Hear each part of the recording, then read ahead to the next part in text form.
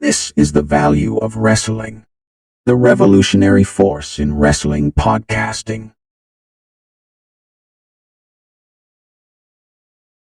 Well, ladies and gentlemen, I'm back and I'm here, and we're going to cover some news right here on the value of wrestling on the Big Time. And we're coming at you with a Big Time Rants. What's all the news? Has Charlotte locked down a new contract? Who's coming to TNA? Who's this big speaker? What's the status of Mercedes Moné? And so much more right here on Big Time Rants. Come back and join me.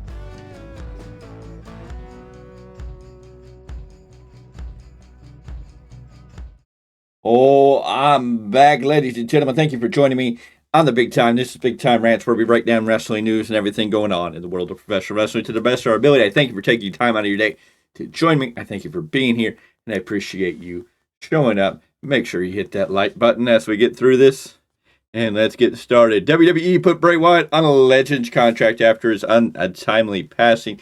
Yes, Bray Wyatt right now, they signed him to a Legends contract. He returned at Extreme Rules last year after being released in 2021.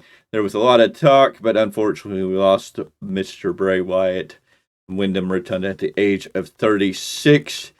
He was engaged to JoJo Offerman, had 2 children together. He also had 2 children from a previous relationship.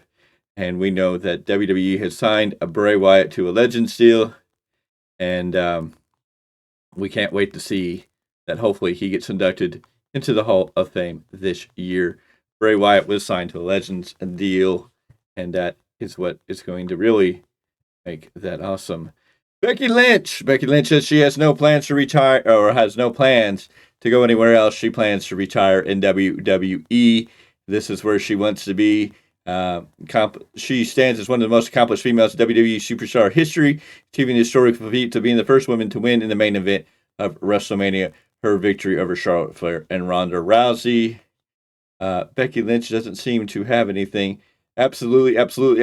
Growing up, WWE is what I watch. It's what I love. It's the reason I became a professional wrestler.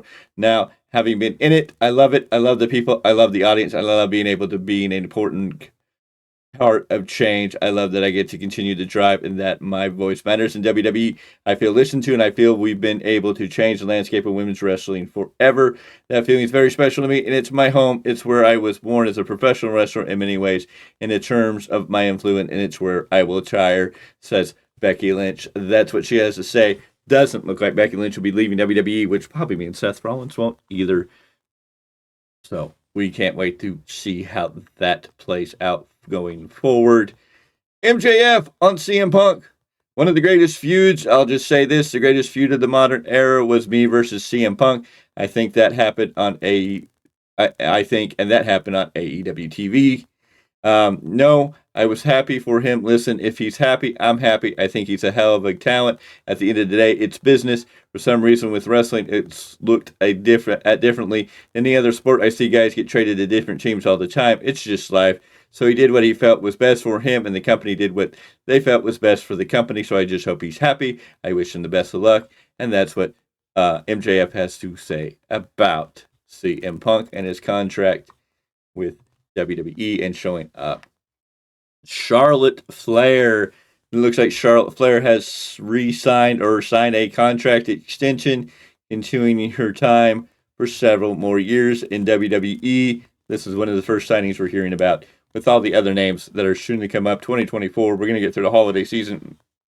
We're probably going to see a lot of these signs that are heading to starting to get a lot of these names signed and tied up for a while. So we can't wait to see how that plays out.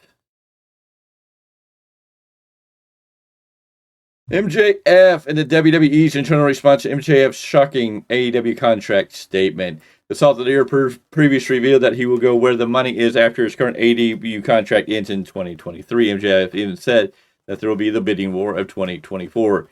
As previously reported, AEW champion insisted that he has not re-signed with Tony Khan's company even now, as his contract will expire on January 1st, 2024. Naturally, this has made people feel he will lose the AEW world title to Samoa Joe at World's End. It was reported WWE higher-up feel it is nothing but a storyline. Another higher-up noted they heard MJF has re-signed last year and believe it happened before All Out 2022. So a lot of things going in there. We don't know what MJF's status is. We're going to have to wait and see how it goes and see if there is even going to be a bidding war of 2024. Which leads me into this. What if MJF is out of AEW and is going somewhere? What if he's already got things in the work? TNA, Scott D'Amore has come out and announced that Hard to Kill is going to be a great pay-per-view, and you won't believe who's going to come. When Worlds Collide, one of the biggest, if not one of the biggest contract signings in AEW history. And AEW, who signed the names of like Kurt Angle back in the day. They signed Sting, who we hadn't seen since he left WCW. We've seen them sign Hulk Hogan. They have signed big names in the past. Who could be going to TNA? Is it somebody going back to stay, or is it going to be a one-off? Is this something they're going to sign? Well, we know Nick Nemeth, Dolph Ziggler's out there. Is he big enough to fit into that realm of a Kurt Angle, a Hulk Hogan, a Sting? Is this name going to be synonymous with TNA? Is this a man that you look at and go, that's a game changer? Is this somebody that you would believe when Scott D'Amore goes, you won't believe who's coming? This is probably one of the big, if not the biggest signing in TNA history, one of the biggest signings. I don't think so. I think Nick Nemeth is a great talent, but I don't think he's that big of a needle mover or a game changer. So we got to really dig in. Is Ali? No. Is Shelton Benjamin? No. So a lot of the WWE release guys, Elias? No. Are these going to be the names that are going to change? No. I think you got to dig deeper and look at a bigger roster. Who's out there? What if it's AJ Styles? What if we don't know what the status of AJ Styles' contract is? And AJ Styles is already transformed, looking great. He's not going to win this match at the beginning of January, but he shows up on January 15th at Hard to Kill, returning to his home in TNA. Nobody would expect that. That would be a huge signing. I don't know if it would be anything special. It sounds, well, it would be something very special, but would it be a return or would it be a new signing? I don't know. What is Scott D'Amore up to? We have to think, but could it be AJ Styles? Could we see AJ Styles make a return to TNA? Is there a partnership between TNA and WWE? Could AJ Styles be showing up in a partnership between the two companies and not necessarily signing? But it's a big signing. Let's look at other names. Mercedes Moné, her name's everywhere. Everybody believes that Mercedes Moné may go to TNA. Would she? Possibly. She could re-hook up with old friend Trinity Fatu and make an establishment there. We know that it seems like the deal between her and AEW has a fallout. But is this really the best move for her? Is it going to get her a lot of attention? Yes, it could put her on TV. It could put her in some great matches. She could take TNA on her own to new heights. But is she as big as signing as a Hulk Hogan, as Sting, as Kurt Angle? Is this the biggest signing in or TNA history? Is this the name you're thinking of? It could be her, and it would be a great signing, but I don't know if that's what they're really shooting for. Who is going to show up? Could it be MJF? Is MJF's contract up on the 1st? Is that what we're going to get? Is he going to drop the title to Samoa Joe, and then is he going to show up in TNA and lead a whole new era in TNA at Hard to Kill? Could be a big name if he's not under contract. What about Kazuchika Okada? We know that his contract runs up. It seems more at the end of January, but he's already working a deal with TNA in a match in Vegas. Could he be the man that TNA is signing? Is this the man Scott D'Amore is talking about? Is Okada going to be the game changer for TNA? Is this going to be the hugest signing in TNA history? Definitely could live up to that name. Could definitely be it. Would be a shocker not to see him go to WWE or even AEW, but if he winds up in TNA, it could be incredible.